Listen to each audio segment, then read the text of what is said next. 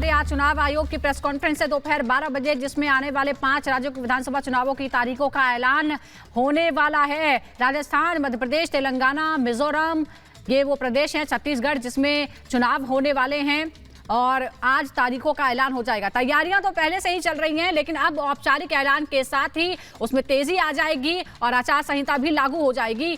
तो तैयारी पूरी तरह से है और अब चुनाव आयोग बताएगा कि उसकी क्या तैयारी है, 5 राज्यों में किस तरह से चुनाव कराए जाएंगे। उम्मीद यही है कि खासतौर पर अगर हम मध्य प्रदेश, राजस्थान और दूसरे प्रदेशों की बात करें तो चुनाव हो सकता है, लेकिन छत्तीसगढ़ में 2 चरण लग सकते हैं। बिल्कुल। और अखिलेश राय हमारे सहयोगी दिल्ली से हमारे साथ जुड़े हैं। अखिलेश, क्या लग रहा है आज तारीखों का ऐलान होगा, कब तक चुनाव होंगे, कोई जानकारी मिल पा रही है?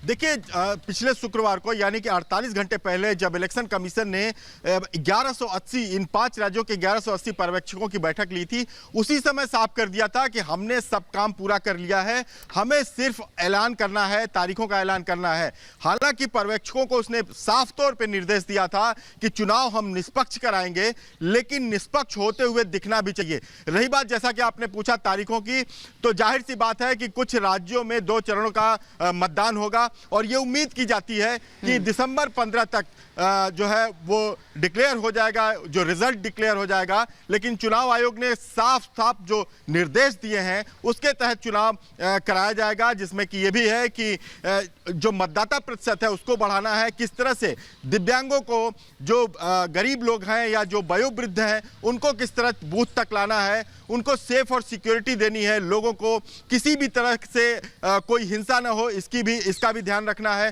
साथ में सोशल मीडिया के इम्पैक्ट पर कड़ी नजर रखनी है। ये सारी चीजें मुख्य चुनाव आयोग ने 1180 ऑब्जर्वर्स को शुक्रवार को बताया था और उसी दिन साफ कर दिया था कि हमारी तैयारियां करीब करीब पूरी हैं, सिर्फ वक्त तय करना है और ये आज घोषणा हो जाएगी। और आज घोषणा होते ही जो चुनाव आचार संहिता है वो लग जाएगी और पूरी तरह से ये 5 राज्य चुनाव जो होना है वो ऑब्जर्वर के अंतर्गत आ जाएगा। सारी चीजें चुनाव आयोग के अंतर्गत आ जाएंगी। चुनाव एक तरह से कहा जाए कि शुरू हो जाएगा। लेकिन जहां तक माना जा रहा है, पिछली बार जैसा कि छत्तीसगढ़ में 2 चरणों में मतदान हुआ था, इस बार भी 2 चरणों में मतदान होगा, क्योंकि ये माना जाता है कि छत्तीसगढ़ के कुछ इलाके ऐसे हैं जो नक्सली इलाके हैं, उनका एक अलग दौर में चुनाव होता है, दूसरा बाकी जगहों पे होता है। इस तरह से राज्यों को देखते हुए 5 प्रदेशों की बात करें तो इसमें से 2 ऐसे हैं जिनका जो कार्यकाल है विधानसभा का वो दिसंबर में खत्म हो रहा है, बाकियों का जनवरी तक खत्म हो रहा है।